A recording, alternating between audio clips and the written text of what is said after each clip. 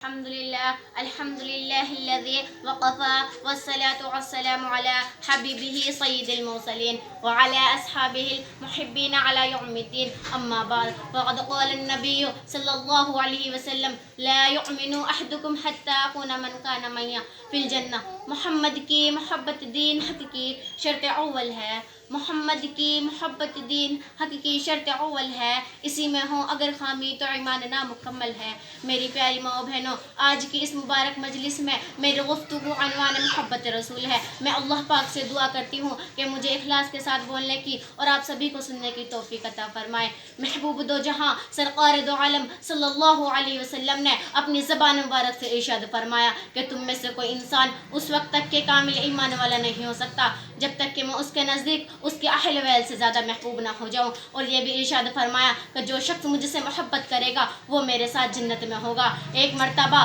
حضرت عمر فاروق رضی اللہ عنہ نے آپ صلی اللہ علیہ وسلم سے فرمایا کہ آپ مجھے میری جان کے علاوہ ہر چیز سے زیادہ محبوب ہیں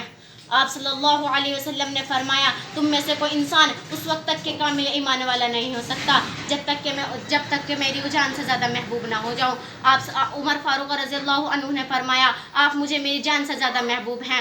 آپ صلی اللہ علیہ وسلم نے فرمایا اے عمر فاروق رضی اللہ عنہ اب تمہارا ایمان کامل مکمل ہے میری پیاری ماں بہنوں دنیا کی ہر چیز کے مقابلے میں سرکار مدینہ صلی اللہ علیہ وسلم سے محبت کرنا کامل ایمان کی علامت ہے اور کیوں نہ ہو جبکہ رب کائنات نے ذات اقدس صلی اللہ علیہ وسلم میں وہ تمام چیزیں کامل مکمل طریقے پر پیدا فرمائی ہیں جن کی وجہ سے کوئی انسان کسی سے محبت کرتا ہے اگر کاملات کا باب کھول دیا جائے تو صاف صاف پتہ چلتا ہے کہ ساتوں زمین اور ساتوں آسمان میں آپ صلی اللہ علیہ وسلم کے ہم پلہ نہیں ہے بلکہ ہمارا دعویٰ اور عقیدہ ہے کہ آدم علیہ السلام سے لے کر عیسیٰ علیہ السلام تک تمام نبیوں کو جو کلامات عطا کیے گئے ہیں رب کائنات نے ذات اقدس صلی اللہ علیہ وسلم میں جمع فرما دیتے آپ نے جو دو سخاوت کے ذریعے باہے آپ نے عرب کے ظالمان ماحول میں عدل و انصاف کے جھنڈے قائم کیے چنانچہ فرمایا اگر محمد کی بیٹی فاطمہ بھی چوری کرے گی تو اس کے بھی ہاتھ کاٹ دیے جائیں گے آپ کی فصاحت و بلاغت کا عرب یعنی پوری دنیا جواب نہ دے سکی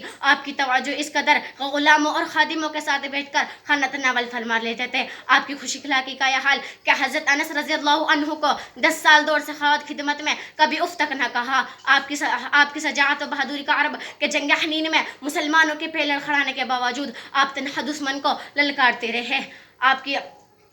خوش اخلاقی کا یہ حال کہ حضرت انس رضی اللہ عنہ کو 10 سال دور سے خدمت میں کبھی تک نہ کہا میری پیاری ماں بہنوں حسن و جمال کی بنا پر بھی محبت کی جاتی ہے یوں تو خدا کا ہر نبی حسین و جمال ہوتا ہے مگر سرکار دو عالم صلی اللہ علیہ وسلم کا حسن و جمال ساری کائنات سے بڑھ کر ہے حضرت حسان رضی اللہ عنہ فرماتے ہیں کہ میں کائنات کے کونے کونے تک پھرا ہوں مشرق سے مغرب تک میں نے سیر کی ہے میں نے ان حسینوں کو دیکھا ہے جن کے حسن و جمال کی پوجا کی جاتی ہے لیکن اے آمنہ کے لال تو بے مثال اور لاجواب حسن کا مالک ہے جی ہاں مصر کی عورتوں نے حسن یوسف کو دیکھ کر اپنے ہاتھ کاٹ ڈالے تھے مگر قربان جائے صلی اللہ علیہ وسلم کا حسن و جمال دیکھ کر عاشقوں نے گردنیں کاٹ ڈالی